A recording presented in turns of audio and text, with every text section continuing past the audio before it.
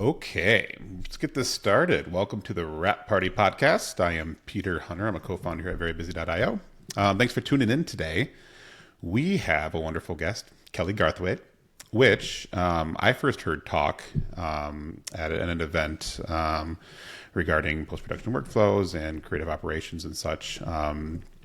And you came top of mind when we really wanted to dive into how people are handling, the creative, both the creative side, but also the operational side of photography projects, client side projects and stuff like that.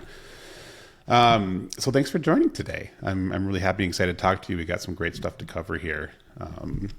And I first want to start off is I want to understand kind of where you came from. How did you get into this industry to begin with? Oh my gosh, where I came from. There you go, right? Let's go deep here. Like, did you come from photography within the industry, like an education, or, how did you make your journey into, because when you first started out in the industry, you were a photographer, correct? Yes, I was. Also, I'd like to say thank you for having me first and foremost. I'm really Of excited to be course. here and having this chat with you today, Peter.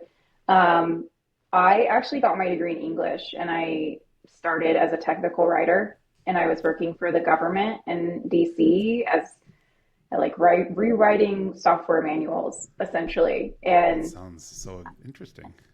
oh, I was melting inside. So I was like, what can I do to get out of here? I got my first Canon Rebel back in circa 2010 and had the kit lens.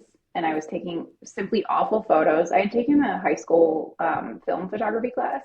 Okay. So I actually learned how to process and everything. And so that was my first like toe dip into photography, but I didn't know that that was going to become a thing until much later on. So I actually did this cross country road trip in 2011 when I left DC and I photo documented it. No one is getting the link to that because the photos are just, they're bad. I ended We'll up getting find like it. yeah, I ended up getting like a 50 millimeter lens, like the 1.4 or whatever, the $400 Canon lens at the Yeah. time. And so that kind of like upped my game a little bit, but still, like, I will say the camera body is kind of important. Um, but I did that road trip and I ended up moving to LA. I'll spare you all the details about the road trip, but I ended up moving to LA at the end of that year, and I was just like, I'm just gonna try this. I'm gonna see how it goes. And Jump right in. I started off working on like short film sets, and I was getting like gas money. Like I was making no money Yeah. initially. And then I did an internship with a fashion photographer, and then I just dipped my toes in all these places, and finally I got a foot in the door at the NFL Network and was doing photo editing with them for a while. And I think that that really like helped me look a little bit more legit because I had that on Nice. my resume. Hmm. And so I was still doing freelance during that time, and then enter getting into working at Red Bull in 2017. And then I left in April. So here we are. Amazing. I mean, that's quite a journey. I like that.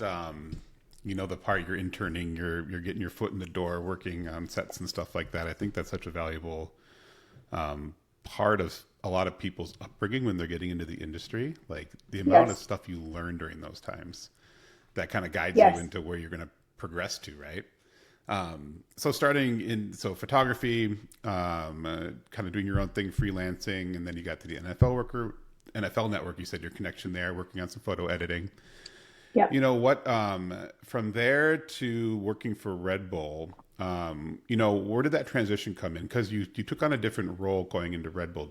Am I correct? As not perhaps creating the photographs, but on the other side, more of a technical managerial role. Yeah, so at Red Bull, I started off as a content specialist. And so I was basically just like handling all of the images in the back end. And then it kind of morphed into being more of a photographer manager too. So I was Mm, hiring photographers and I was really getting a lot out of that part, just really like doing the initial intros and connecting with people and building the community and the relationships. And so I realized that I had to kind of play off of that a little bit more and really dive into the pull that I had to help out this photography industry, the photographer community. And so that's really what was driving me for the whole time I was at Red Bull. Um, yeah, and then in the last year and a half or so, I ended up getting a couple of direct reports, and I was able to see like the bigger picture, like less day-to-day stuff. And so we were across all of sports, the sports photography and culture, which is music and dance at Red Bull, um, across all of Red Bull Media House. So it was like all of the US photos coming in for Red Bull Media House were going through my team. Wow. And yeah, and so then we were focused on the content pool uploads and making sure that, I don't know if anyone knows what content pool is, but it's essentially like, I always described it as like Getty Images for Red Bull imagery. So it's like the New York Times could go in and download, they create an account, they can go in and download a photo and use it for a story, and then it's a win-win. It's free for them. So like for any editorial. So it's a win-win, Yeah. because then the photographers getting their name in the New York Times as well. So so that was mostly my job. What were during that time when you first joined Red Bull? Then what were some of the early challenges you were facing? It sounded like that job progressed a bit, but I assume within what you're actually doing and managing media, and then managing perhaps photography and the photographers and people working there, and people you're bringing in. What were some of those major challenges you were facing? Did you have any like large problems you had to solve for, or ever kind of implement new practices per se? That weren't originally there? Yeah, I think one of the biggest things was really identifying that the photographer roster was super homogenous. So that was one thing that we really wanted to shift. So we got a lot, like 50% more women in within the first year to Wow, shoot. great. And then across the sports, I was only on culture initially. So it was a lot easier on music and dance to find women photographers versus like, and I think Kim Maroon is out there. I saw her name on here, but shout out to Kim Maroon doing the motorsports. There's not as many women on motorsports or like downhill mountain biking, So, and I think another thing is like people were not taking the time to go and look for those women. And so that was something, because so the way that it works at Red Bull is like the budgets were based on the project. And so we were working with 12 different regions around the country, and we would be working with the senior comms manager in said region. And so the comms managers would actually have the final say in who was getting hired. And so that was a little challenging sometimes. Most of the time they were really coming to our team and asking for suggestions, but I felt like that was a little bit of a challenge at times, especially when new people would come in, because we'd have to retrain them on the process of like, please come to us first. Let's do a collaborative situation here and really like connect on who's going to be the best fit for this, and taking a moment to stop and think about whether or not there's another way to do it outside of what we've normally been doing. So, and then I guess another challenge was just like my own internal challenges, because I am a creative person, and I feel like there are times just the way that things are structured within big companies, it's like, this is your lane, this is your role. They do sometimes want you to go outside of your scope, but when it comes down to it, it feels like you kind of need to stay in your space. And I felt like the role, excuse me guys, I'm getting over being sick. The role was very much like a technically focused role. And so I had to turn it into the thing that I wanted it to be. Nice. And so from your time at Red Bull, walk me through quick kind of the stages then, because you said the position kind of advanced and maybe your role changed a little bit. So starting off more of like a content manager, it sounds like, and then moved into more of like leading of like photo operations. Is that sound valid? In terms of photo operations, like what does that all what does that all include in like a company like Red Bull? Like what are kind of the main pillars that like make up a photo operations department or team or something like that? A lot of it was doing the photographer briefings, the photographer onboarding, the contracting for photographers. It was handling the asset management on the back end. Um, it ended up being like going on site and being the on-site photography manager for certain things. Um, it's interesting how it's structured there. Specifically at Red Bull, there's an emphasis on how important the imagery is, and I think we can all tell by looking at it's like some Yeah. of the best imagery in the world, really, for its pillar of imagery. Um, but there were only three people in the U.S. who were managing all of the image, like the only three photography people.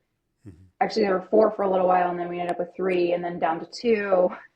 And then at Global, there's now, I think, two people handling all the imagery for the rest of the Wow. world. And yeah, and this is just for Media House. So I know that there's not photography people under Red Bull North America. But yeah, it felt like it was more encompassing than I think we were given credit for sometimes, Well, as God, far yeah, as, it sounds like yeah, it. I mean, yeah. Because like technically you're supposed to be a content manager, but I was like, that's not enough for me. Like I need for it to be more than that. And I see so much room for growth here. And so then my colleague Colin Kerrigan came on and he's like so focused on community building, and now he's doing these photographer meetups like every 6 weeks and bringing the community together, and they're sharing work and connecting, and it's really grown to something very cool. Like last week or 2 weeks ago, he did one at Kodak House in West Hollywood, and so it's the hub for Kodak on the West Coast. And it was so cool, nice. and it was like all film photography. You got to come and bring your film photography, and that's it. And people just get a lot out of it. Everyone's trying to be in person now, so Well, yeah, especially after the few years we had, we're all hiding away, and the industry kind of felt like it was crumbling. yes. And we Uh, took it for granted pre-pandemic, honestly. Like pre 2020, we were like, yeah, whatever, we can hang out anytime, we can get together. And I yeah, think it right. kind of took, yeah, it took that realization that like we're maybe behind our computers too much as it is. We're also on our phones so much. Like we really need the human connection. It's so integral to our survival. Yeah, I mean, especially from like both an operations standpoint and creative standpoint. We can do a lot from our computers, and I think it's an interesting part and kind of where it looks like you were sitting because you're trying to inject some more creativity to the operational side, or kind of Yes. trying to shift it over. So like, sounds like you were meeting and choosing and trying to find new talent to bring in. How does that work when you have a big company like Red Bull, and you have the operational side? So yeah, you're sourcing people, and I assume you guys do a lot of like probably a lot of live events that maybe are like races or competitions and stuff. You guys are photographing. Like when images are being chosen or being logged or sent in or whatnot. Like who's making creative choices? I assume maybe there's probably not much post processing, but for live events and stuff like that, I assume it's you guys have probably a pretty elaborate process, perhaps. But who is making creative choices aside from the photographer taking the shot and sending it through? Like how do things get like approved, or like are there a bunch of eyes that need to get on these things, or is it pretty streamlined? Like you said, there's only two or three people really at the helm of managing some of these things. Yeah, so first and foremost, Red Bull requires not doing a lot of editing because it's editorial, and integrity is so important to the brand that Totally. there can't be any like barely any retouching, honestly. Sounds good. Um, yeah, it is good, and I feel like that gives me hope for for Yeah. the rest of the industry. I'm like, cool, there's still brands out there that are like, we are not going to use AI. Not for this thing, maybe for like uploading Right. assets, but Right. yeah. Yeah. And what was the other part you were asking about? Oh, Yeah, who yeah. who Create is like who's from like like an approval standpoint, or like how like screening images coming through, or like well, how do you choose what's in an environment like that? Like what's going to go into the library, and so it was a very small number of photos that would end up on like out into the facing out outward facing world. Yeah. Um, and because it's for editorial, so you're like, oh, we want to whittle it down to like, we want to tell the story in 7 images or something, which is very challenging to do sometimes. So there would sometimes be a photo person on site depending on how big the event was. So like there there would be some months where we'd have like 35 shoots or events happening like Wow. in a month. Like in August, it would always be super busy. And if there's a huge event that is like Rampage or something, or Symphonic was another really big one, there would be somebody on site to go through and help with curation of photos. Other than that, a lot of times the comms managers whose event it was would be kind of looking through the images and whittling it down. But it is really interesting how like that's such a nuanced thing. Like It is. what's a good image? Um, and there were some comms managers who were like, I don't know how to do, like, we need somebody here. We have to, yeah. And so that Yeah. was always really, really nice to hear, really validating.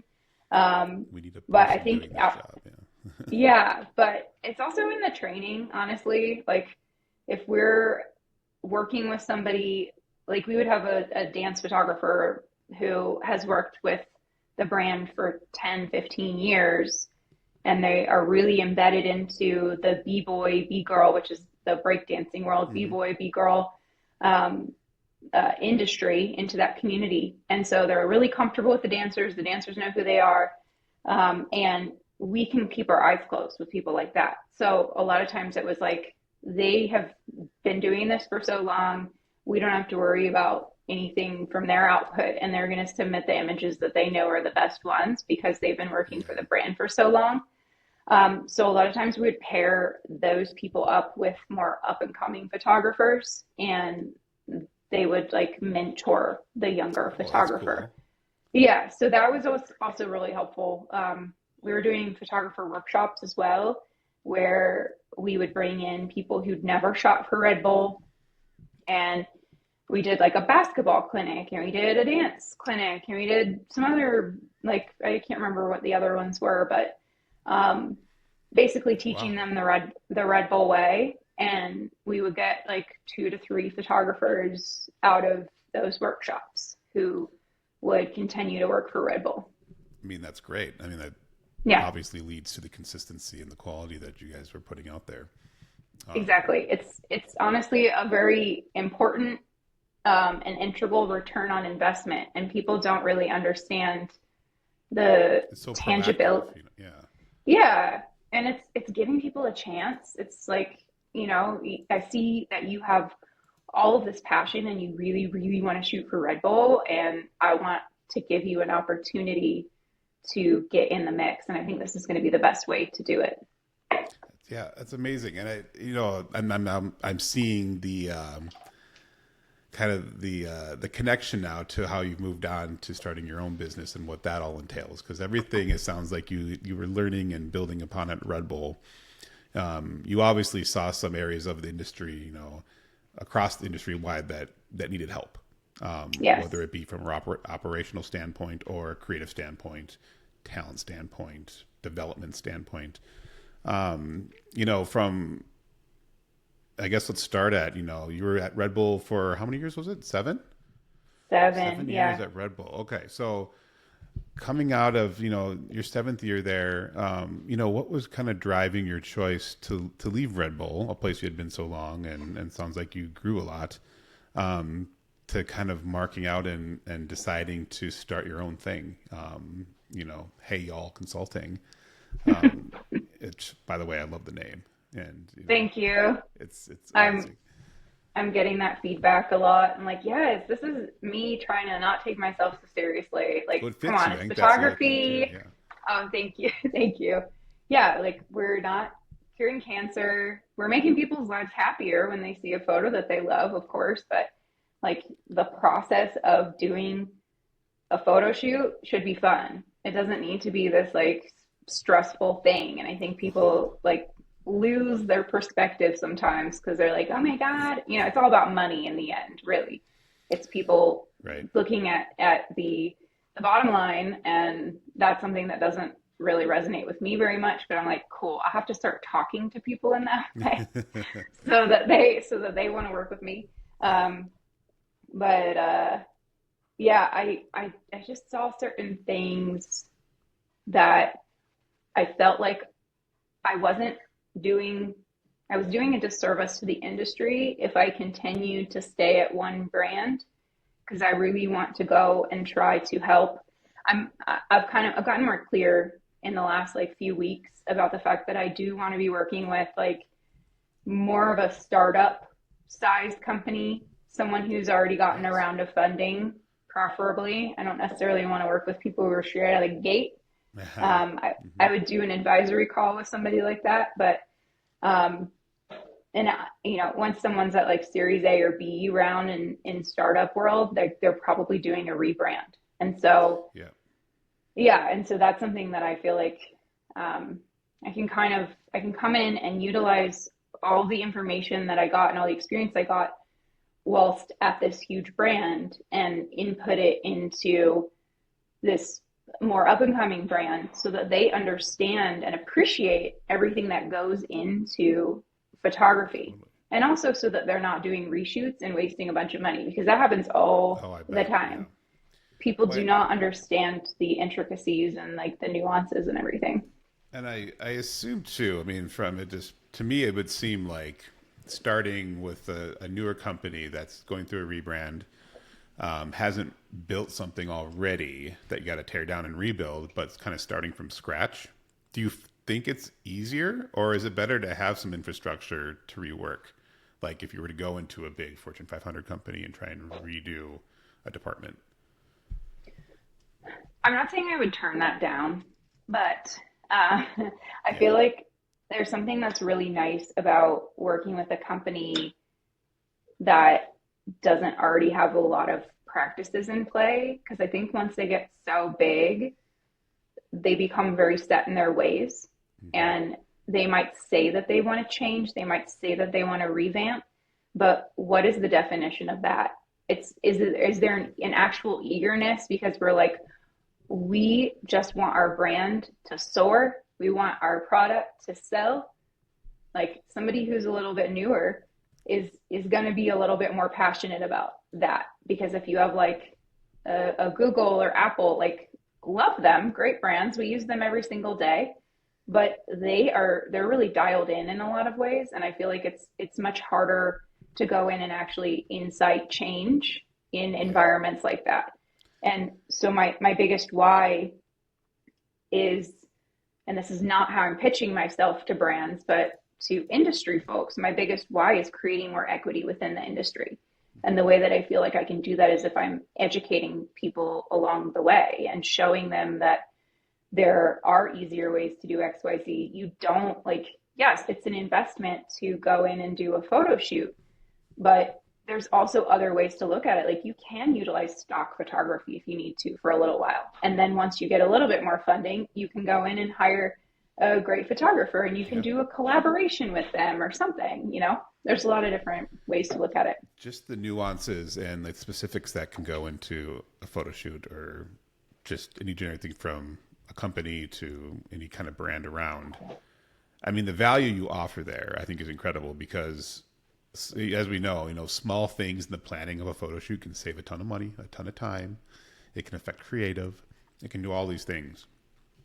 And with Hey All, what you're building here is, I like that. I was just talking about your website earlier because I think it's great. I think it's taking this broad kind of conversation about the management, creation, and everything of photo shoots, the operational and the creative side, components. I think you said components of an integral part of a photography content creation process, and Mm-hmm. simplifying it a bit, just from a visual standpoint here. And, from an operational and creative standpoint, when you're walking into these new companies, like what are the big things you see that perhaps they're unaware of or they're not ready for? The things that you're like, okay, first we need to address this before we go any further. I assume maybe they have nothing, or maybe I don't know what are kind of the big, I don't want to call them red flags, but like kind of like the main obstacles you're tackling head on when you're first working with these companies. So I think a lot of founders want to do everything themselves. They don't know how to delegate because if it's their product, they're like, this is my baby. I have to make sure that everything goes off correctly, and they're afraid to let go.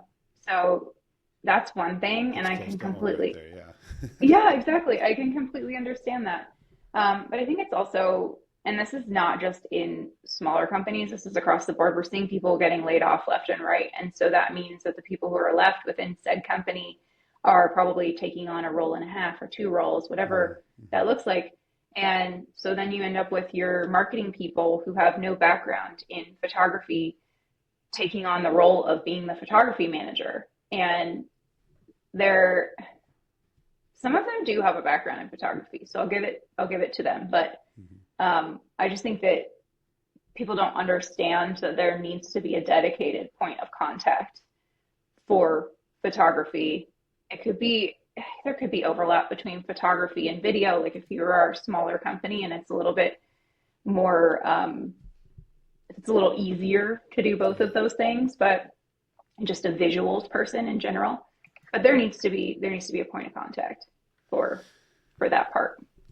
I mean, that's refreshing to hear because I think so many people are trying to like, yeah, you can carry two or three roles. I think that's kind of like the stereotype of the startup world is you're going to wear many hats, and really Yes. it's like a one person marketing team, trying to lead something, and Yes. it's Well, a and hard thing to the do. problem, yeah, and the problem is like convincing people that that is something they need when they don't understand Yeah, all of those nuances and like all the intricacies, especially when we have iPhones, which no hate on iPhones, they take great photos, but that's one lane. You can take photos on your iPhone, but if you're doing a campaign, you probably don't. And well, this is me being like, I'm a Libra, and I'm always thinking like, what's the other side of the. But if you're doing a campaign with professional imagery, you probably are not going to want to do it on an iPhone. So I think, I don't know, I had one conversation the other day with a friend of mine who's a founder, and I guess he tried to take his own photos through, he just used his iPhone. He was like, oh my God, these are horrible. So I'm going to buy all the expensive equipment myself and I'm going to try to do it. Those are horrible too. And then they hired one photographer who, because they only know one photographer, because they're working with this marketing agency who's like, okay, cool, you need photos, and then get no other information, no other leads about where to go for yeah, photography. hmm I was like, wow, they left you high and dry. That's cool. Um, and they weren't really a fan of the photographs that the photographer took either. And so I'm right. like, cool. So now you're at a point where you spent all the budget and you have nothing. When you originally So should have just, yeah. yeah, you just got to do it right the first time.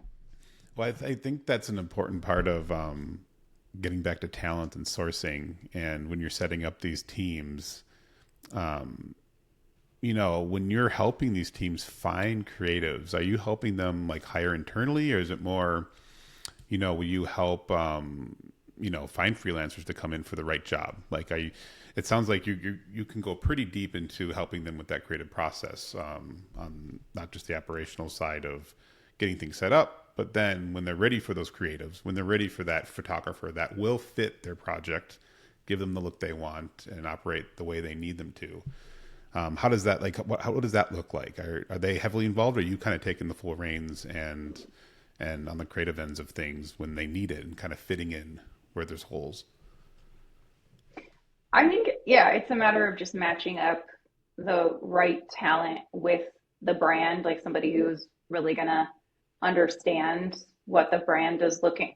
Yeah, there's that translation thing that has to happen in the middle too, Yeah. where it's like the founder, the marketing person, or whatever, like they will explain something, and then you have to, like me, someone in my position, has to like take it apart and then be able to deliver that information in the same way, but in different words to the photographer. So Um, yeah, I'm not seeing as many um, in-house, like full-time in-house creatives. Most of the time, people are outsourcing and going for freelancers. Every once in a while, Hmm. there's in-house people, um, but yeah, that's kind of the long and the short of it. Nice. Yeah, I feel like in-house for a company that has consistent needs of a specific kind of imagery, right? Like More e-com like or e-com. stuff like Hmm. that. Whereas project-based stuff, they can have a variety of different needs Yes. And it's that can also go kind of freelance. fun. Yeah, it's kind of fun to switch it up sometimes. And I'm also such a fan of giving a lot of different people opportunities. Like, there's a delicate balance because you want to stay loyal to the people who you know and who you've built a relationship with, but then you also want to give other people a shot because there's so many people in the industry now. It's so saturated, at least in LA, you know. Well, yeah. I mean, I think it feels like it is everywhere. Yeah. I mean, everybody's a Yes. camera, and now there's Thanks. AI, and what's going to go on with that? And, Yeah. Thank you, Apple, for making everyone feel like they're a photographer. like, yeah, what was it? I think it was Adobe that had that ad come out that said "skip the photo shoot," and like it was for their AI product.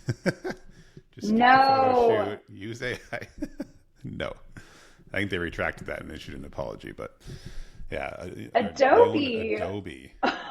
Adobe, come on. You're like Okay. throwing your photogs under the bus here. Yeah.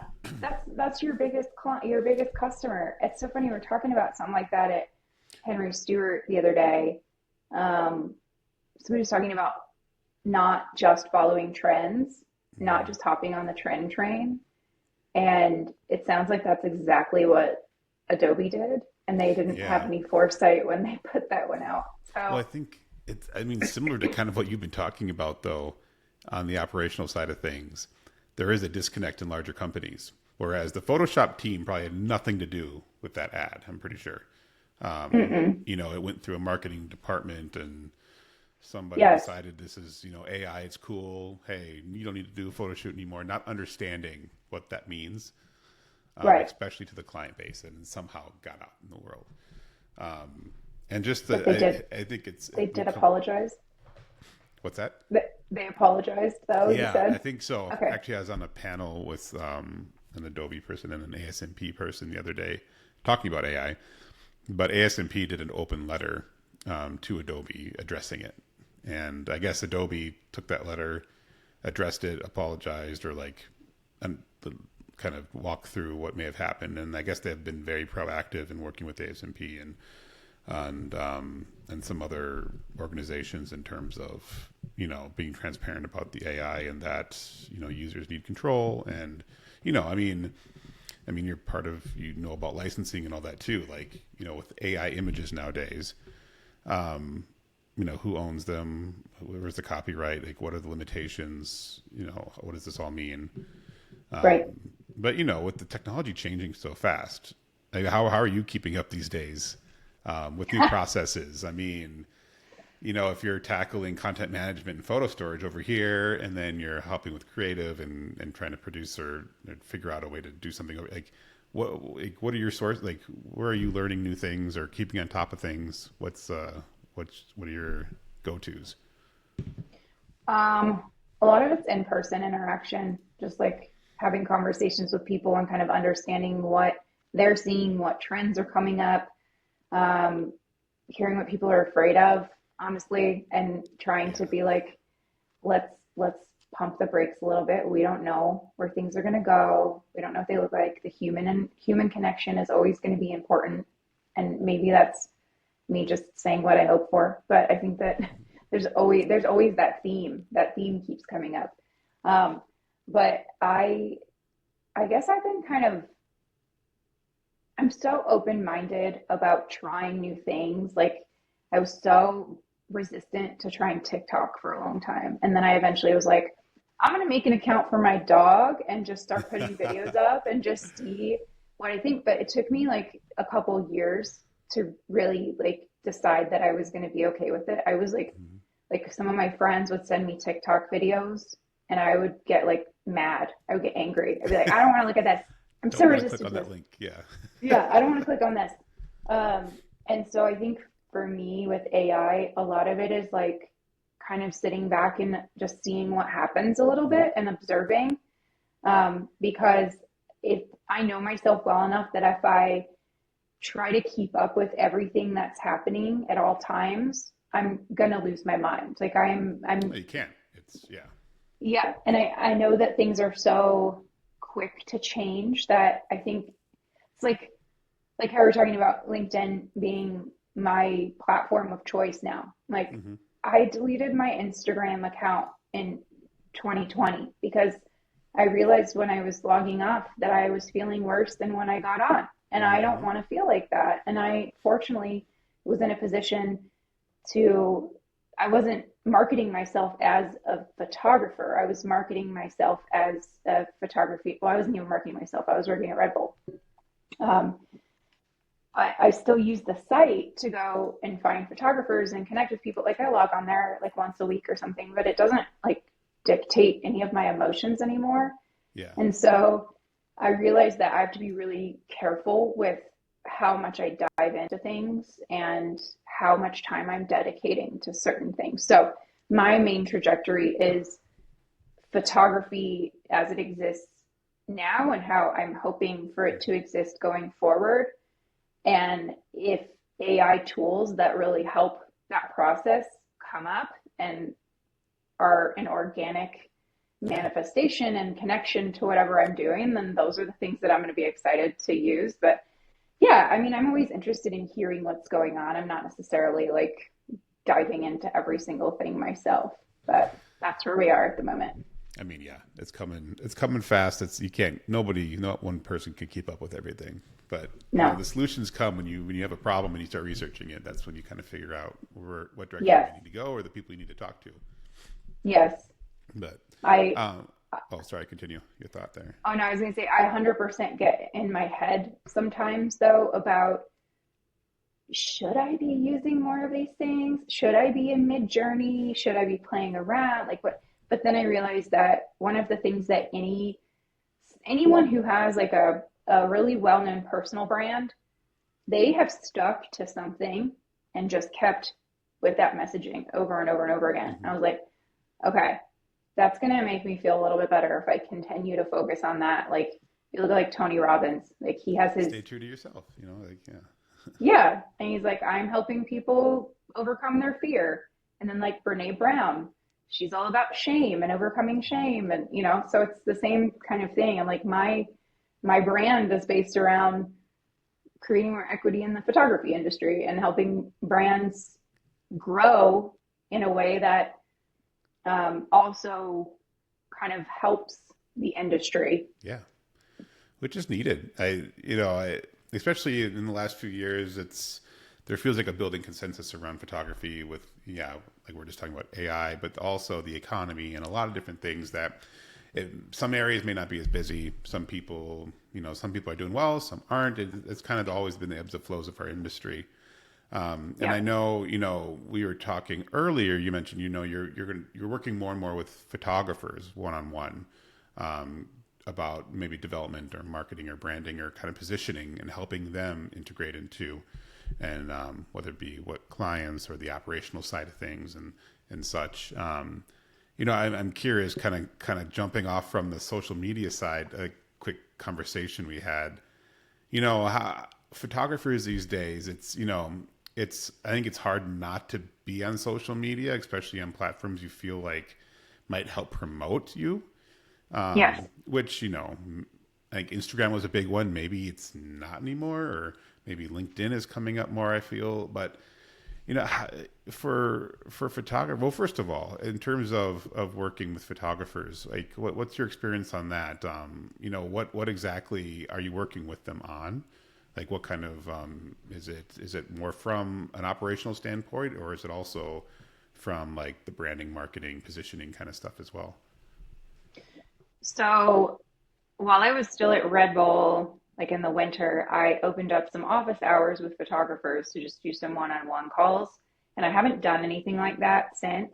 But I'm glad that you brought that up because actually on Monday, I have a LinkedIn post going out. I'm going to be offering up some photographer clarity calls, just Oh, I saw. one-on-ones. Yeah, I created this clarity guide, like things that have helped me kind of root and like understand what's going on within me and calm myself and then be able to expand from there. So, like, focusing on like acknowledging the wins that I've had Hmm. and um, focusing on some of the challenges and how I can maybe overcome those, what I can and can't control. Um, what was another thing? Dreaming bigger than you give yourself Wow. permission to Hmm. do. That's a really big one. So those are all things that are in this PDF that I've been putting together. But yeah, I haven't announced that yet, but here you're hearing it here first. There we go. Um, Nice. yeah, Excellent. because I had a realization. I tend to be really rigid when I and compartmentalized when I decide that I want to do something. Like I put things in different boxes. And I was like, okay, the brands are the place that are really going to be able to help make the change. And I feel like there's a lot of photographers who are struggling right now. And I don't necessarily want to like be another like noise, like piece of noise in Yeah. the world of like saying, "Hey, I'm another photographer consultant. Like you can come and chat with me and spend your money on talking to Yeah. me." Um, but I had a realization that, hey, y'all, because it's you all is a holistic approach. So I'm like, so what's the harm in working with the brands and the photographers? And so I'm gonna start doing both. I think that's amazing. I mean, you got to get both sides speaking the same language and Exactly. figuring, Yeah. figuring each other out to work well Yes. together, right? I don't know. I don't know why it didn't occur to me until just now, but everything happens the way it's supposed to and on the time it's supposed to. Right, right. Well, no, and it's exciting. So you said you're this Monday. We'll look out for a post, right? Yeah. Yeah, I Regarding have all it that. yeah, Oh, I'm very nice. diligent. I scheduled it. It's ready to go. So hopefully there'll be some new friends coming in into Heck my yeah. calendar. Yes. Well, you mentioned the word holistic, which I think is very fitting for the way you're talking about a lot of this stuff. It's you're very inspiring in a way of wanting to and working towards what's the saying, like a rising tide lifts all boats. Mm. Helping photographers, the brands, trying to put helping them get organized and understanding and learning how to properly do things and launch and produce and create, you know, projects. But also, like we've been talking a lot, just me and Emily Fishman, another retoucher I work with, and some other people about like the standardization of certain things in our industry. If we Mm. can get things a bit more standardized, not limiting, but speaking the same language, right? In terms of, especially on a production side or like an operational side, when it Yeah. comes to managing assets or, you know, maybe even like you were talking about earlier, onboarding or bringing somebody into a brand. I think that's had more headways in terms of standardization, but there's still a lot of nuances in terms of project to project because everything is so different. I think it's one of those unsolvable problems, but it can be made easier in terms of trying to standardize or streamline some of this, the operationals from the operational standpoint of or a production of a photo shoot. And software I think is playing a big role in this. But I'm curious to know from your standpoint, like, do you feel like software and software procedures, stuff like that, can carry a lot of that weight? Because I know you're saying also, being in person, talking with people, sitting down for a meeting, walking through things is such an important part of this. I think it's always going to be kind of a split down the center thing where you need people to do these things. You Yes. need that subjective at times decision making, especially when projects go awry or things fall apart, which I think happen a lot at times. They're unpredictable. Yeah. When you're consulting with these brands, how do you manage like I assume they want everything for the cheapest amount, least amount of manpower, or they want to move the fast as they can. How do you handle some of those expectations in what a client or this new startup would be willing to dive into and build as part of like photo operations or bringing on a new creative team? Um, that's a hard one to navigate, honestly. I think it's really just about trying to utilize good communication and getting people to understand that there is a level of patience involved in these processes. I think it's just educating along the way too, and just saying, Hmm. hey, like this is this is my area of expertise, and I'm coming in to do this specific thing for you.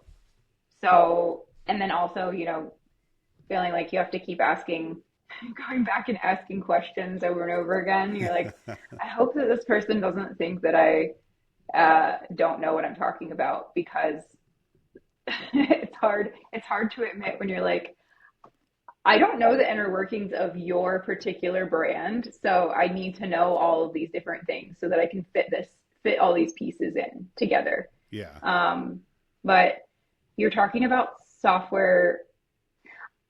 What I'm hoping is going to happen specifically with AI and software is that it's going to kind of just start replacing I know it's already doing it a little bit, replacing a lot of the mundane tasks. My only Yes. concern is that there's going to be people who feel like there doesn't need to be a human component to certain parts of the process. Um, but I think that would be short lived, honestly. I think people would realize after the fact, like, oh, we made a mistake, like Adobe coming back and being like, sorry, Yeah. guys, Well, I can't think believe we also the put this quality out. of work, like Yes. hopefully in the end Yeah. product, they will see it as well and realize Yes. it's not a reasonable solution, at Yeah. least now. I know. How do we easily convince people of these things? Like, that's the part. Well, as humans, I think it's trial and error. There's always going to be, I think it's on the same point too. It's we're like at the cusp, or maybe we're coming down from that, like the high end of the AI like craze. And there was like I felt like every little ad for software in my feed or in my emails were like a new AI feature, even if like you didn't need it. Like they're just putting an Right. AI something in there to have AI in there. Yes. But I'm hoping now we're at a point where we're actually really trying to find the utility in it. Like, what is it going to be Mm-hmm. best at? What is Yep. worth the time and effort to pursue? But the mundane Yeah. tasks, I think, like the very objectively, like, hey, um, in terms of, well, for very busy, building workflow software, we want to start automating, hey, from ending notifications to task lists to pretty much simplifying the process so you can really just focus on the creative tasks that you want to. If you're Yes. there to be a creative, we don't want you being a project manager. We don't want you to Right. spend 2 hours a day looking for images. So there's stuff like that. I think that, like you're mentioning, that will save a lot of time and can actually help creatives spend more time on what they're best at. Um, it's like I feel like we've complicated this world so much with everything, and now hopefully we could like sway the pendulum a bit and start simplifying it again. But Yeah, who I hope knows? so too. I know, and it's been a lot of sensationalism also, and I think that's what really scares people. Um, but yeah, this AI conversation has just been coming up nonstop for the last couple of years, Oh, I and bet. yeah, it's the same. I don't know. I feel like somehow I've like avoided. I just keep saying the same things over and over again. I realized I'm like, let's not be It's still quite fearful. true. Like, yeah, we're not gonna like, we Yeah, don't time will know. We don't tell, I know guess, at until we this point, know. right? Yeah. Yeah, yeah, exactly. On Yeah, I that feel like note, a broken record. like just for the future, so within the photography industry and the creative industry here,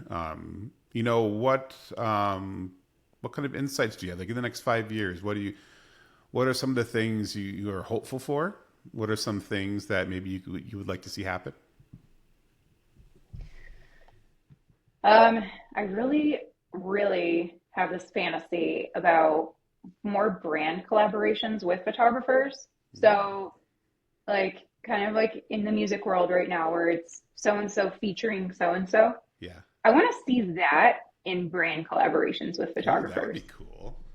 Yeah, where it's like I see like Max Hemphill, for instance, like working with H&M or something. Like he's already worked with H&M, but he's working with them, and it's like is this vision is us and this photographer, and it's about the creative collaboration and the photographer kind of like leading the look of the brand too, or maybe just for like a certain campaign, maybe there's a new way to Yeah. look at it for this Yeah. particular season or something.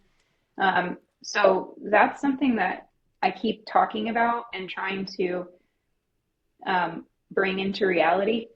Like if I keep saying it, then maybe it'll start happening I more. I know like that it it. happens here and there, but I just feel like the brands are so, I think if they were more tied to the creators, the people who are actually making the content, Hmm. and they were more connected to them, then they wouldn't look at them as like someone that they're just hiring or just another entity. Yeah. So, I mean, the benefits that would have for the photographers, but then also, I mean, like you see it in brand collaborations with, influencers or stuff like that. I think yes. the cool thing about photography is it's a creative, like visual vision, and Yeah. there's kind of already that visual identity tied to a photographer that could be utilized. Yes. Um, yeah, I like that idea.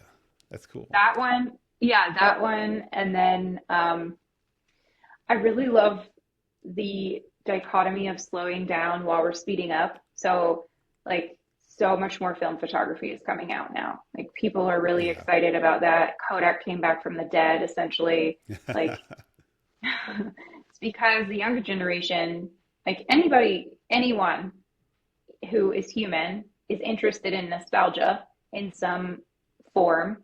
And Hmm. so with the younger generation, they're all really excited about the 90s because it was before they were born. Like I was obsessed with the idea of like, could I have gone to Woodstock if I had lived in 1969? Yeah. And that was before my time. And like, oh, I love the clothes of the 70s.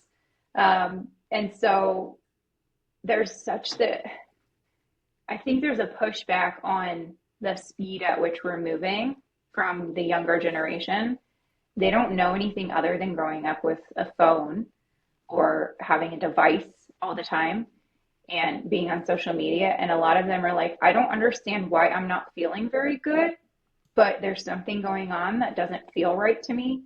Yeah. And I think they're waking up to the fact that growing up and only knowing social media is not normal. And because it's only been around for the last 20 or so years. Hmm. And so I feel like there's going to be a little bit more emphasis on analog, especially as it feels like we're speeding up so much. Like I saw a post from David Urbanke. Do you follow him? Photographer? Yeah. He posted the other day, like he's mostly just posting photos and they're all beautiful. And I'm a huge fan of his. But he wrote something the other day that was just like, it's too much to have to post as much as we're expected to post. Like, I can't keep putting out work like this. This is Yeah. too much. And I was like, I'm so grateful that he put that out there because it needs to come from people who have the platform that he has Hmm. because it's too much. Like, we need to, I get like anxious. I sit at LinkedIn with a blank thing, like a blank post, and I'm like, oh my God, I have to put something profound out right now, but I have no idea what I'm saying. That Like, and then at expectation that of point, needing to. Yeah. yes, yeah, and then at that point, you're like, okay, but profundity every single day? No, that's too much. That's so silly. Go to the woods, you know? Well, I think also it's not only profound, but I think the down to earth. I think that's what I find I like so much about your presence on LinkedIn and what you talk about is Thanks. because it is feels down to earth and is very kind of candid at times, and talking like that, and not always trying to put this like buttoned up professional foot forward. I think that's why I think I like LinkedIn a lot now these days too, because I feel like it's got a bit more casual, yet it's still focused on kind of career and business stuff. Very That much. we're all human, we all make mistakes. We're all not always happy. We can be sad, we can be angry, we can it's not like the picture perfect Instagram profile you're looking at. And I think the more we see of that, it helps.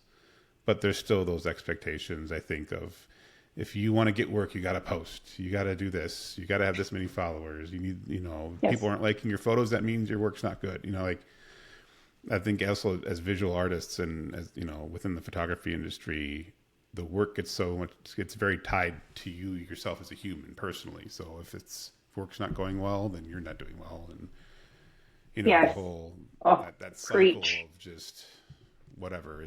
Yeah. I think that's why, like you said, you're off Instagram. A lot of photographer friends of mine don't do Instagram.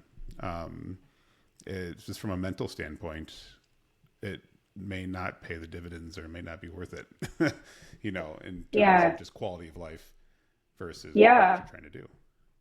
Unless you're playing the game exactly the way they want you to play the game. And I think that's what's so hard is that you have to try to fit yourself into it's it's like you don't have to conform to the look and feel of what everyone else is putting out necessarily, but you have to conform to the processes that everyone else is Mm-hmm. following to even be able to get seen. Like you have to do reels. And photographers are like, I don't want to do reels. Like I want to just put my photos out. I want to put my still image out into the world for people to see because there's something so very powerful in just one still image. I love Yep. video too. It's a very different medium, but they're both very integral to our everything that we know Yep. as humans. I, I mean, is there any particular things when you're talking with photographers or any of these other creatives, kind of as a final thought on social media here, like, is it something you advise for, or is it kind of on a per case basis, like their needs? Is it a brand? Is it an individual? Is it, what's your take on that? I think that everybody should look at it as a free marketing tool. And I think that you should utilize social media, but I think you should also really pay attention to your reaction or response, like whatever your mind body is telling you. Like if you're putting stuff on Instagram or TikTok and you're like, oh, this feels like a chore, it feels icky, then Yeah, maybe the gut it's check. about going over to LinkedIn or something. And I think also like not feeling like you have to be active on all of them is another part of it. So take a little bit of pressure off, try to have more in-person connection, invite people out for coffee or just ask if you can have a 15-minute meeting or something. Like, just keep oh, it's so hard. I know it's really hard. There's so many different opportunities and options to do. But It yeah, is. social media, I think it's like you really have to pay attention to what's going on in here and kind of go with that. Yeah, I agree. I always look at Yeah. it now as it can be like an addiction. You got to put yourself in check if you're spending too much time scrolling. Yep. If it Guilty. makes you anxious, if it makes you this, like yeah, maybe put the phone down. But that's Yes. easier said Once than the done. com Yeah, once the comparison game starts coming up, it's probably time to go outside That's for a yeah, walk. that's good advice right there. Yes. Well, Yes. heck, we're already at the end of our hour. Going by so fast. I know, I know. Before we log off, though, I want people to know where they can contact you, where they can find you, and then maybe a quick blurb, like what do you got coming up next? I know Monday you may have an announcement. Yeah, Yeah, y'all can email me, Kelly at heyyallconsulting.co, not com, .co. My website is the same, www.heyyallconsulting.co. And then I am very active on LinkedIn. That's one place that I have met a ton of people. And yeah, just let's hang out. Let's connect. I'm in LA. We can get coffee. West Coast. Sounds West good. Coast. Well, thanks again for jumping on and chatting with me today. A lot of great insights. And yeah, if people, you got to go friend her on LinkedIn. She has great posts, great insights. It's your content is something I like to see in my feed. So, Oh, thanks, Peter. Appreciate that. well, thank